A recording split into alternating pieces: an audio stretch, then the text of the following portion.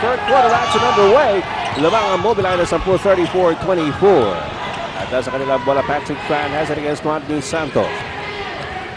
Both squads using the starting units that they had in the first quarter. Ayun, ganun din naman ang ginagawa ni Vic Pablo. Sabi nga, kami rin ng medyo una-una rin sa first quarter dito sa third period. Ganun din ang nangyari. And the lead now stretch out to 12. Aliado. Off to Ali Peak. Medyo nag-alangan. Binigay kay Arigo. Arigo lets it fly. Yes, good. Well, finally, a PLDT IDD long distance shot from John Arigo. well, that is their first outside shot, period, of the game. Everything else has come inside from layups and putbacks. So that's a good sign for the Aces that Arigo is opening up some perimeter game for them. Well, naibaba niya yung kalamangan to 9. So that was a big shot for John Arigo as Mobiline loses it to the baseline. Well, maliban pa dun sa pagbukas ng perimeter scoring ng Aces, it's the fourth scorer for the Aces. Uy! Ouch! Pero siya rin nag-turnover naman dito. Ouch. I hope I don't jinx them. Another turnover for the Aces. Mamaya nga pala, maganda yung ating second game, mga kaibigan. Second game po natin yung mamaya. Magandang hapunan yun. Hapdog of Yes! Tamaso. Ito, gata sa cellphone. Hindi na tayo. parang 38-27, 11-point lead for Mobiline in the second minute of the third quarter. Another steal by the Phonepals. Don Camaso. Pinaghirapan din ang steal, pero hindi lang yan nakuha yung tira. Kenneth Gherome. Ito, mabilis na naman ibinigay. Wow! Don Camaso ang bola. Referee Bernarte will call the offensive foul. Nagtinginan sila ng referee. Teka. Well, nag-overrule lang, in-overrule ng Class A. So, Bernarte is the higher ranked official here. They didn't even have to talk. Kung ano man yung tawag ni Bernarte at nung tingin niya, yun na po yun. At it was a difficult left-handed, one-handed shot by Camaso. But as Bernarte saw it, Aliado had the position. So referee Cruz was about to call a block, I think. Overruled says Aliado scores right in front of the basket. Oh, it's a nice simple play there for Alaska. It's difficult to do. You have Ali Peak at the post and just dumping it inside to Aliado, who positioned himself well underneath the basket. Lead is down to 7. Narito si Gabby Queen. Labang kay Kenneth Durandes, wala. Ali Peak para sa rebound to Arigo. Ito, medyo tumatakbo na ang Alaska Aces. Kenneth Durandes off to Arigo. Nakita si Rodney Santos. Labas ulit kay Arigo. Libre. Tira! Wala! And Patrick Fan has the rebound off to Don Camaso. Tingnan natin ito. Camaso. Medyo nagkalaga na siya. Sabi, ito hindi ko na makahawakan ito. Hindi ko na babanggain yan. And on the run, mahirap na tira yun. Mahirap kontrolin yun. Camaso already with 12 points in this game. That's right. He's surpassing his average of just about 9.5. Nako, binuyog si Kenneth Durandes. And Ali Peak, super work as he'll tapal. We'll try again. Wow. Well, alam mo nangyari, Ed, as you saw there, 5 of the Phonepals in the paint challenging Ali Peak. And that's what happens when you're outside shooting a SAR. You have no choice but to try your best inside. The lead by Mobiline is 9 points. Don Camaso has it against John Arigo. Woo! Good ball control there by Don Camaso. Well, pangatlong one-handed shot na niya in a row and he's feeling it. Alam niya na he's in the zone. So sabi ko, it's a strike while the iron is hot, as the cliche goes. Arigo. Good. He can feel na oras na niya para makatulong para sa kanyang kumpunada. Well, that's a good jump shooter shot. Now coming off a screen, dribbling the ball with your left hand. Magandang rhythm yun for Arigo. 42-33, 9-point lead. Para po sa Mobiline Phonepals, sa kanila pa rin ang bola. Here's Don Camaso against Kenneth Durandes. Nilabas kay Patrick Fan. Illegal defense called. Pangalawa na yata ito, no? Is it? Yeah. This time it's on Arigo. Eto, tinan natin itong tirang ito ni Don Camaso. Mahirap to. Actually, una dyan, mahirap din eh. So that's Nomo, brought to you by PLDT. Text 135. If you can't say it, text it. For free activation, call 171. Patrick Fran at the line.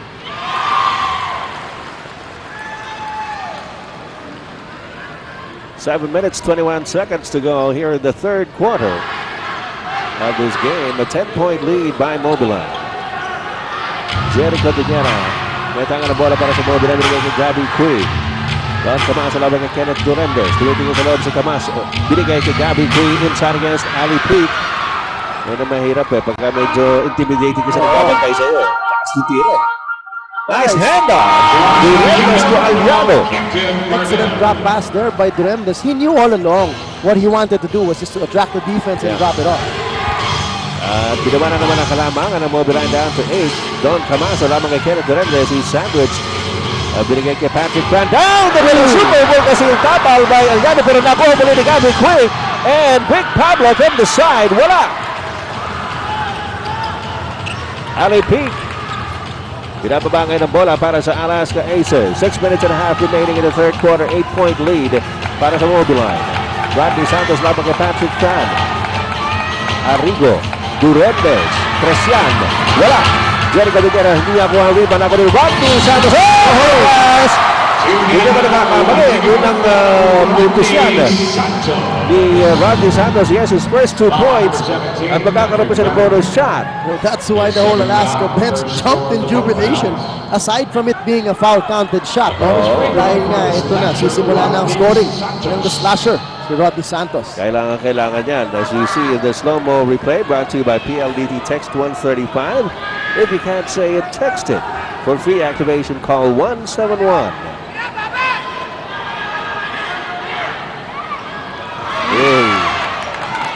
43-37, 6-point lead para sa Mobiline. 6 minutes, 12 seconds remaining in the third quarter. Pablo, labas ulit kay Patrick Fran. Lumalabas si Don Camaso. Camaso, off to Jericho Diguera at low post. Turnaround jumper by Jerry. Hindi pumasok. Gabby Cui trying to recover it. At nakita foul sa referee Bernardo sa ilalim. Itong kay Rodney Santos. Itong si Gabby Cui actually galing sa likod.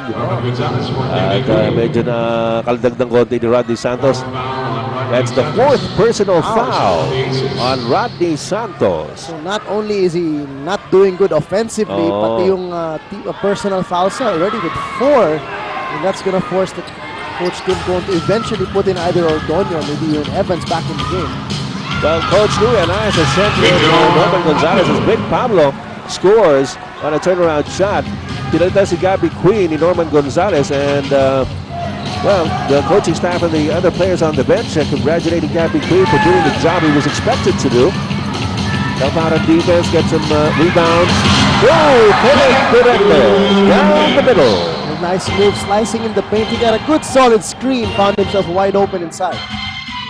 At binaba na naman ang kalamangan ng Mobiline sa 6. 45-39, 5 minutes 22 seconds remaining in the third. Ang sabi ni Don Camaso, ganito lang yun eh. Mainit pa rin. Don Camaso now with 16 in the game. At wali na naman ang abante ng Mobiline, TJ. And he's doubled his output in the first half. 8 siya nung halftime. Yan, naka 8 puntos siya within 7 minutes. Ali Peak. At hindi naligtaan na po yung depensa ni Jericho Diguera. Umangat ng bigla sa harap ng rim. At meron ng 12 puntos si Ali Peak. Norman Gonzalez at John Arigo na pugwestuhan. Ito na si Gonzalez against Arigo. Pagamitin niya yung katawan niya. Baksak si Arigo. Nilabas kay Patrick Fran. Big Pablo na libre! Pero wala. Ali Peak para sa rebound. Ito na si Aliado. Look away pass. Kenneth Duremdes. Tatapikan. And walang foul doon. At ito po tayo sa Inares Center sa Antipolo City mga kaibigan. Ed Pixon Gulama kasama si TJ Marota para sa Viva Vintage Television. At sa labanan ng Alaska Aces at ng Mobiline Phonepals. Libre sa Rodney Santos at pumasok na tira. At hinablot po ni Big Pablo ang rebound from bottom mid there. Mobiline by 6. Don Camaso is the hot guy para dito sa Mobiline Phonepals. Dito mo na dito. And that's why they want to go to him. Don Camaso. Biglang tumira. Kala niya mainit pa rin siya, no? Ali Peak with a super Volta Seal tapal against Jerry Cordillera. Here's John Arigo. Hihingi si Ali Peak ng pass. Hindi na rin sa kanya. Rodney Santos to Kenneth Durante. Oops. 3 seconds. 30 seconds. At the moment, pagbaba ng bola, pinasok doon si Ali Peak and hindi siya umalis. Hoy, fan mo ba to, TJ? Hey! I love TJ, ha? TJ Hotdogs po yun. Ayun. Mamaya ang second game. The Pure Foods TJ Manotox. Not quite. Kalaban po nila mamaya, San Miguel Beer. So, abangan po rin yan, mga kaibigan. 3 minutes and 45 seconds remaining in the third quarter. 47-45, 6-point lead para sa Mobile 9 Phonepals. Gherome Ejercito has against Rodney Santos. Ejercito looking around. Ito. Nilabas ko Big Pablo. Don Camason. To Jerry Cordillera down low. Turnaround shot. Jerry Cordillera. Well, the big guys of Mobile are getting their points on the board by hitting their medium-range shots. And they're pulling out the big men of Alaska. Alam naman nila, mahirap yun sa loob. And they're hitting the shots where they should hit them. Arigo. Umangat, wala. Aliado, wala pa rin ng Jerry Cordillera. Tinapikan ni Arigo. Ayaw pa rin! Arigo pa rin! Ali Peak! Tinapik pa labas. Ejercito. Talk about defensive intensity for the Phonepals.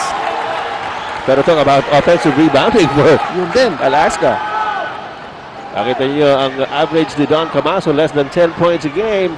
Ngayon, 16 na po ang ginagawa, 7 out of 10 from the floor for Don Camaso.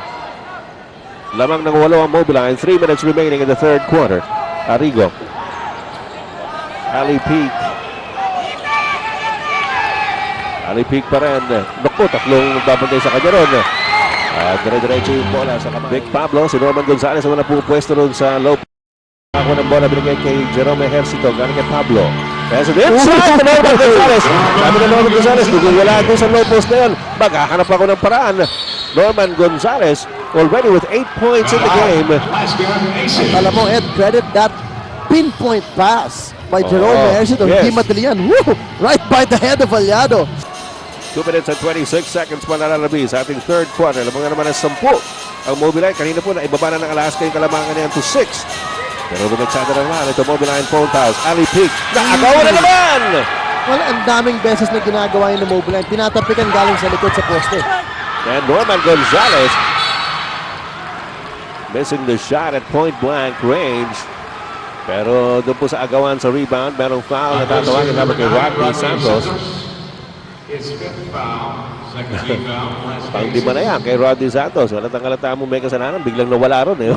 And that's 5 on Rodney and everything not going his way today. 2 points pa na, nagagawa nitong si Rodney Santos. No? Here's Don Camaso. Ejercito. Yung si Gonzalez talagang kanina mo dito, lalong-lalo na 5 fouls si Rodney Santos. Sabi ni Norman, boss, ako na. And it even doesn't lead once again here for the Mobile 9 Phonepals. Nice passing play. Ali Peak to Kenneth Durandez. Durandez with 12 in the game so far. And that's the ever-famous backdoor cut of the triangle offense. Mahirap gawin. Kailangan maganda yung timing ng pasa. Again, they go to Norman Gonzalez, pero nahuli yung pasa. Don Camaso, wala! And Ali Peak controls the board para sa Alaska Aces. 10-point lead for Mobile 9. Ito na naman si Kenneth Durandez, this time trying to drop it off, but that was anticipated. Another steal by Mobile 9, and Gherome Ejercito runs into Don Aliado, who will be called for the foul. It's a good foul. The Aces still aren't in penalty. So if Alaska has Santos not scoring well and in foul trouble, ito naman yung top scorer ng Mobile 9 in foul trouble. Kenneth Durandez trying to breeze through, natapik ang bola. Here's Ejercito in the take-off. Yeah! 12 na naman ang abante ng Mobile 9 Phonepals over Alaska, 55-43. Well, it's the same thing that's been happening in the first half. The Phonepals get some turnovers. It becomes transition baskets for them. Here's Aliado taking it inside, taking it hard. Basket will count. And one pa. Ejercito tatawagan ng kanyang pangatlong personal foul. 40 seconds remaining. Dito po sa ating third period, lamang na 10 ang Mobile 9 Phonepals. Dagita gagayem ken kakabsat dita Northern Luzon, dita Baguio. Naimbag na rabiyo amin, Abulagay. Gusto po sa lahat ng ating mga kababayan na sa parting Northern Luzon. Ang inyong pong likod, Ed Pixon po lamang, kasama si DJ Manotok para sa Viva Vintage Television. Narito si Don Carlos Aliado for his bonus shot. Mahina. Whoa! Kenneth Hernandez with the offensive rebound. Whoops! Nandiyan nga pala si Eric Reyes. Ano, kapapasok lang ito para sa Alaska. Alec B. Against Jerry. To be slide. Nabilangan ng bola. Another turnover here for Alaska. Takbo na naman ang mobile line. Sayang. Ayan, building. Eh, kapapasok lang muli dito si Gilbert Dimape. Medyo malamig yata. Lakas kasi ng aircon dito sa Inari Center. Down by 10. Ayaw. Whoa! Triple! Pinagtulungan ni Eric Reyes at Gary P. At naibaba po ang kalamangan ng Mobile Gonzalez. He's still playing heads-up basketball here for the minutes that he has been used by Coach Louis Alas. Sinabi mo nga ng first quarter, magandang hugot yan ni Coach Louis Alas. He put him in early in the first quarter, played well, and he's continuing to play well. Samantala, foul called on John Arigo, pang-apat niyan. Alam mo, Ed, if we go back to our pre-game, yung barometer natin na 80 points, Right. I doubt Alaska would hit that unless they get a miracle of scoring 33 points here in this quarter. I mean, it's been done before. But if you look at what's happened in the past couple of quarters, mukhang mahihirapan sila. Wala, sabi natin 80 points na yan actually for both squads. So, seems to be the magic number. They usually win when they score 81 points or more. Pero mukhang nangyari, magiging 80 combined turnovers. Ang daming turnovers ng parehong teams. But after the third quarter, Alaska had already compiled 22 turnovers. Ouch! And their average is 19, and that's only in 3 quarters. The 19 is in a whole game. And the loose ball goes to Gherome Ejercito. Again, Mobiline is running, threading the needle. Gherome Ejercito in a tight situation. Pero di masok ang tira. Kenneth Hernandez off to Eric Reyes. Eric Reyes looking at Ali Peak. Pero hindi niya maipasa ron. Kenneth Hernandez got away from Ejercito. Ooh, beautiful move by Captain Barbel. Well, he did the right thing. He knew Ejercito was gambling on that pass. Quick spin and took it strong to the hoop. Once again, the Alaska Aces close the gap. Down to a 6-point lead for Mobiline. And Ejercito running into the defense. Jerry Cordillero offline. Aliado para sa rebound. Narito si Kenneth Hernandez looking to go. Yes! Apat na lang, mga kaibigan. Apat na lang. Beautiful move there by Captain Marbel, using the rim to deflect the defensive efforts of Don Camaso. Nabagit natin nung halftime break, TJ, na itong Alaska Aces, you can't count them out. Ay, oo. Because they can be an explosive team. It just takes one nudge, no? But when they press the right button, parang automatic na eh. Well, you're still looking at an Alaska team who's the defending champions here in the All-Filipino Cup. Amidst that, it's a different core. They still have the guys who have a lot of championship experience, like Kenneth Hernandez and Roddy Santos. They put Eric Reyes on Norman Gonzalez. Gonzalez goes baseline. Ay, tumapak sa baseline pala. Didn't only go baseline, but ran all over it. He went on the baseline. 9 minutes, 51 seconds to go here in the fourth quarter. Ayun, no? Nabuhok na rin. Inside and drew the foul. Well, alam mo, it's been an interesting gamble here for the lineup of Coach Tim Cone. He has Hernandez and Arigo on the court at the same time, which means si Hernandez ngayon na nagpo-point guard. Tinanggap na itong si Coach Tim Cone na masama nga yung laro ni Roddy Santos.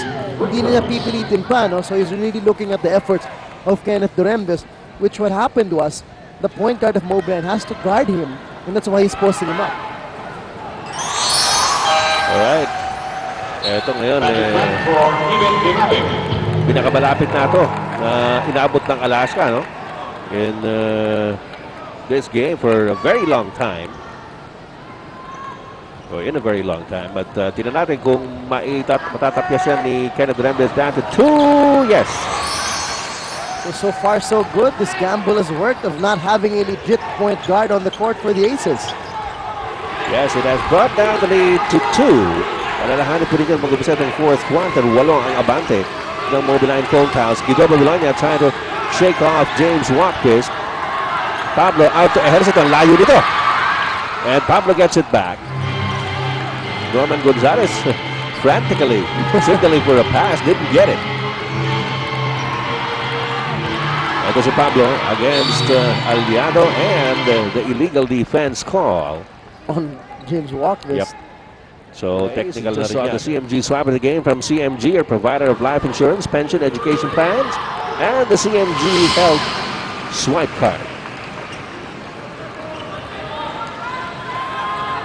Pumasok po yung technical free throw and Mobiline is up by 3. 9 na minuto, 4 na sandali po ang nalalabi dito sa larong ito. Gonzalez to Babylonia. Patrick Frank. Off to Babylonia to Big Pablo at the corner. Yeah. Ayun, maganda na yung ikot ng bola ng Mobiline. Good patience. But when you have shots like that in the corner by Vic Pablo and the guy passing the ball to him is Gherome Ejercito, you don't have any rebounders anymore inside. Narito ngayon si Babylonia. Arigo. Eric Reyes off to James Watkins. A lot of ball movement here by Alaska. Gherome Ejercito drills in the PLDT long distance shot.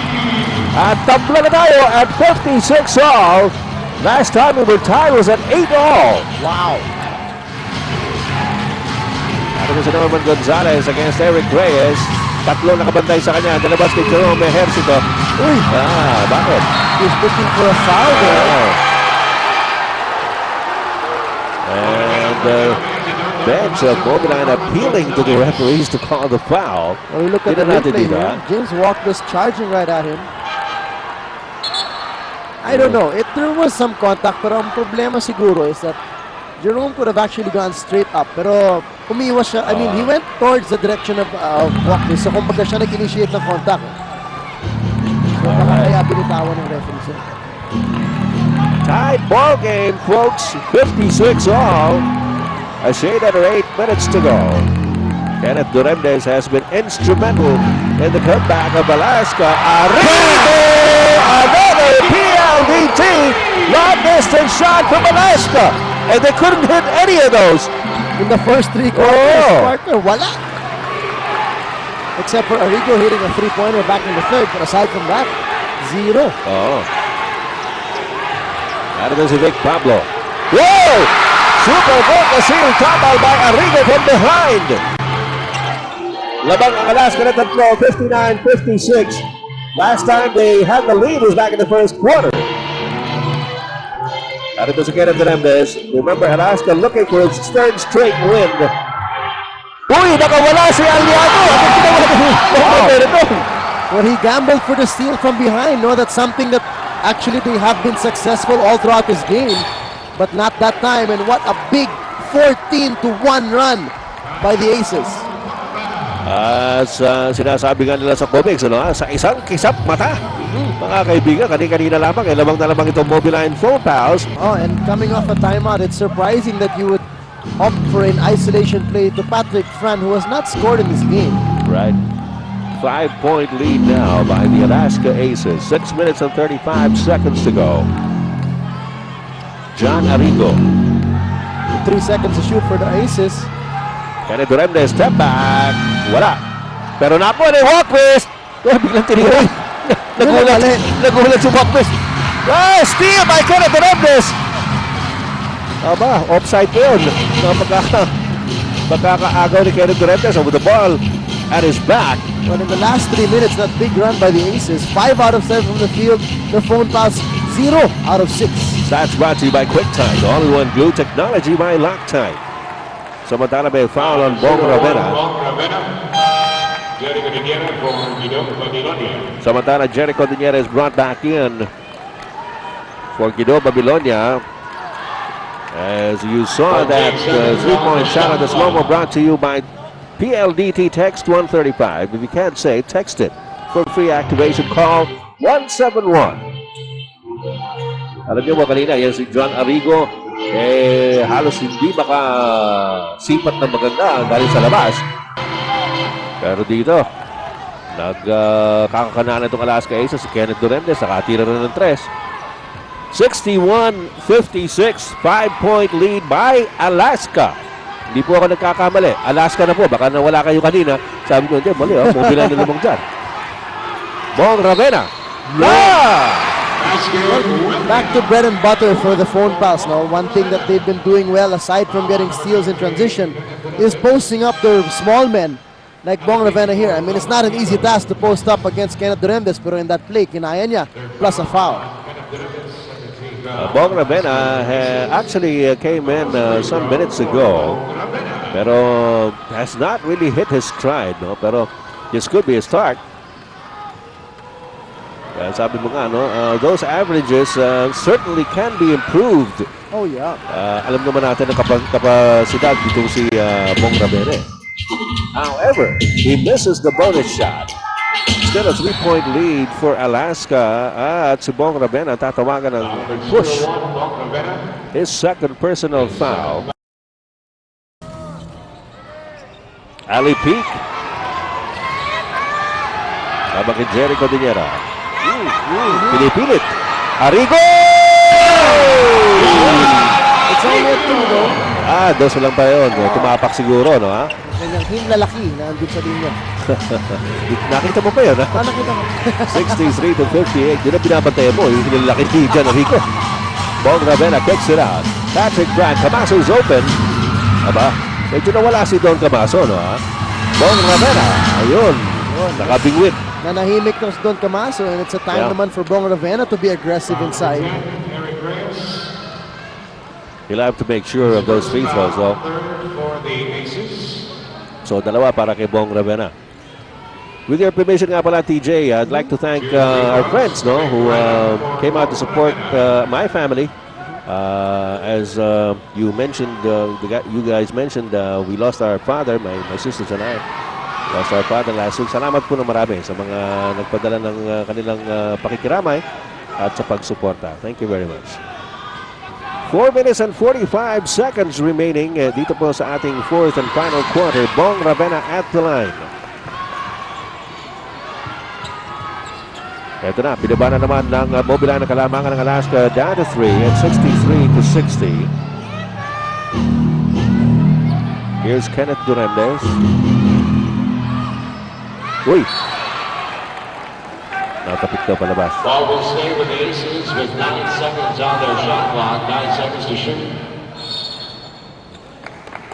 At ang 20-second timeout si Coach Tim Cohn ng Alaska.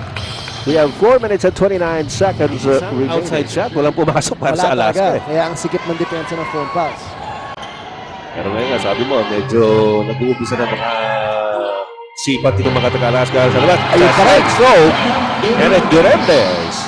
Ayun pa rin, no? Continuing to hit those shots. And they're not easy. Off a screen, yan jumpers. Humihingi ng 3 yung Alaska, pero sabi ni referee Cruz, hindi nakatapak. Cat and mouse play between Ravenna and Kenneth Duremdes, and Duremdes turns out to be the cat. 65-60, 5-point lead para sa mobile line. Ali Peak. Parang naubos itong mobile line. Parang all their bullets were, all the ammo was used up in the first 3 quarters. And so far, only 5 points pa lamang sila in the fourth quarter. And we already have 3:52 left in this game. Alaska Aces versus the Mobile Line Phonepals. Sa kasalukuyan po lamang ng Alaska ng 5. 65-60. 3 minutes and 52 seconds remaining in the game. Alam mo, partner, one thing also not going the way from Mobile Line is tumigil na yung steals nila. Wala nang turnovers ang Alaska, which is what we mentioned earlier. Defense of Alaska has been there. They've been giving Mobile Line a difficult time. Even though Mobile Line has led throughout this game, their field goal percentage never broke the 40% level. So, yung half-court set nila hindi ganun ka-reliable Kaya lang sila lumamang dahil sa mga fast break. At nung nawala na yun, eto na. Dumating yung outside shooting ng Alaska. Now they're enjoying the 6-point lead. Tapos medyo nahinto na rin yung mga turnovers ng Alaska, Oo. Kanina, that really did them in. Imagine at the end of the third, Alaska had already made 22 turnovers. At dito, mga kaibigan, pinakamalaking kalamangan ng Alaska, 7 points at 67 to 60. Well, it was Mobiline who led by as many as 12 points a couple of times, maybe several times in this game. Camaso biglang tumira, mahina. And those are not good shots now for Mobiline. I mean, earlier, when Don Camaso was hot, he was hitting everything he put up. No? Pero ngayon, walang movement sa kanila. Isolation, a difficult outside shot, and no rebounders in position. Narito si Kenneth Gherome, getting around the pick by Ali Peak. Outside for Alaska. Papalitan si James Wampis, ni Don Aliado. Sa atong mga higala din ha sa Kabisayan ug sa Mindanao, maayong gabi kaninyong tanan ng atong PBA karong gabi na. Migikan dire sa Inara Center sa Antipolo City. Ang inyong mga alagad, Ed Pigson, si TJ Manotok, missed by Eric Reyes from three-point country, picked up by Gherome Ejercito. Ejercito on a 3-on-3, and he says, wait a minute. Naseta po ni Gherome Ejercito. Pinito kumakawala ito si Don Camaso against Eric Reyes.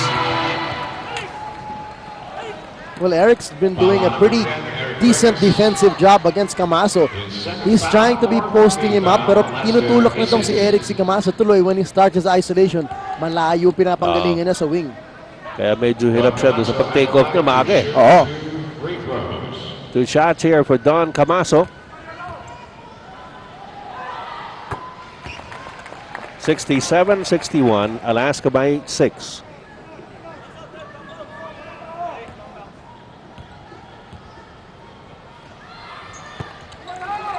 Don Camaso has 18 points so far in this game. Uy. Aliado. Here's Arigo. Drop. Oh, big! What an air slam! Face your fears and live your dreams. Get out of the way! Ang tindi naman nun. Woo! Samantala, Camaso pull up. You want to be able to lift their 3 and 4. But remember, Alaska is coming out of a back-to-back situation, a win-win situation. It means that yung winning is a habit. You develop a habit for it. Bong Ravenna. Ejercito. Back to Ravenna at the corner. Biglang pinitawan. That's a 3-point shot. PLDT IDD long distance shot by Bong Ravenna. That's the lead down to 2. Well, I'm pretty sure that's definitely not the shot they wanted. A tough shot at that. But you know, Bong Ravenna, time and again, he's shown that he can make that shot. Saka tahimik siya most throughout this game, no? Less than a minute to go. Just a 3-point lead by Alaska. Here's Ali Pick against Jericho Diñera and Vic Pablo. Delabas ka Kenneth Gherome, Arigo momentarily open at the baseline. That was a foul. Ooh. It's going to go against Camaso. So nangyari doon, partner, the shot clock was down to 1 second. Sana, it goes back to 14 since wala pang penalty yung Mobiline. Tama, at medyo si Coach Louie Alas at si Aric Del Rosario pareho nakapamayawang. Bakit naman ganon, sabi nila. Well, the referees have been strict as it is pagdating sa hand check, no?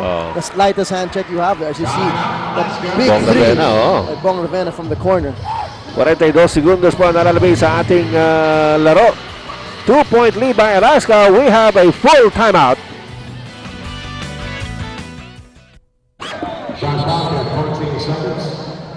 Alright, 42 segundos na lang po nalalabay sa larong ito. Shot clock of Alaska has been reset to 14 seconds. Lamang po ng 2 puntos ang Alaska over Mobiline, 71-69. Mobiline in the penalty situation. Alaska has 1 foul to give. Magandang gabi po muli sa lahat ng ating mga suki na bayan ng Superstars. Ed Pigson po lamang kasama si TJ Manotok para sa larong ito. Sinabi natin magiging kapanapanabing kapag tapos. Pinatunayan na naman po yan ng 2 kapanang ito. Arigo has it. Spread out play here by Alaska. Ali Peak against Jericho Diñera. Sapal Volcasil ni Jericho Diñera. Wow! Specialty of the house. Just when you were mentioning na talagang medyo dehado si Jerry sa poste kalaban si Ali Peak. Pero pag ganun, kapag nag-fade away itong si Ali at hindi niya babangkain si Jerry, matatimingan ni Jerry yan. Ito talagang siopaw na siopaw. Dito. Bola-bola con salsa. Yeah! Yun nga nangyari. Walang bangga. Hindi binangga ni Ali, so hindi na off-balance si Jerry. 26 seconds to go. Nangangamoy. Nangangamoy po dito sa Inari Center. Nangangamoy overtime. Kaya, ito. Uy. Well, that's the foul that they had to give. So nangyari, shot clock actually, it was at 14, so it stays at 14. So fifth personal on John Arigo. Bong Ravena has it. Up to Camaso at the corner against Eric Reyes. Camaso, oh, there's a foul! Oh! Montik pa. 13 seconds left in the game and Camaso will go to the line for two. That's a good call for Coach Louis Alas. Now go to the guy who's the hot hand. Medyo lumamig lang ng konti of late, pero the whole game has been pretty hot. He had a good line there, pero medyo mahina lang dahil na kaldag na siya ni Kenneth Durende. So two shots could make it a tied ball game with 13 seconds to go. And Camaso makes the first. 71-70. 13 segundos po nalalabi. Pareho nang nasa penalty itong dalawang kupunan ito. One more shot for Camaso. And Alaska still has a timeout to call, so whether he makes this or not, we'll call it for sure. Good. Very calmly, Don Camaso ties the ball game at 71. 13 seconds to go. Sino ang malas sa 13? Malalaman natin kung Alaska or Mobiline. After this timeout, glue technology by Loctite. Ito na mga kapatid. Walang hihinga. Closing 13 seconds of the game. Tied at 71. Narito si Kenneth Duremdes against Don Camaso and Bong Ravena. Hinahabol si Duremdes. He steal. Juan De Santos, 6 seconds to go. Arigo's open! Wala! And what happened? Wow, wait a second. The referee is calling it out of bounds to Meron pa natitira? Well, I don't know. Oh my God, you're Meron kidding. pa raw. Kasi nangyari, si Ravena raw nakatapak sa sideline nung binalibol hit niya yung bola, so that should be still 2 seconds left for Alaska to take a shot. Referee Cruz calling that. Wow, what a mental lapse. So sabi ni Coach Tim Cone, ilan daw? 3 seconds? At least that's more than 2, for sure. I saw it as 3. So eto, meron pa palang oras na natitira. Tingnan natin sa slow-mo, ha? Kung ano nangyari dito. Ayan, 5 seconds to go. Nagpipila si Arigo. The ball bounces in the court still, but Ravena saves it. And apparently, he had his foot on the line when he touched the ball. So mga 2.5. 2.5. Nako. So, ang ating po... You know, now they have to run the clock down. So what? Yeah. 71 all po ang ating score at magkakaroon pa po ng 2 segundo or so. But the thing is, walang timeout dito ang Alaska. So in fact, ang nangyari, dahil sa pag-reset ng oras, they were starting from 5, they have to run it down because the scoreboard here isn't that high-tech. So, Alaska has time to make a play.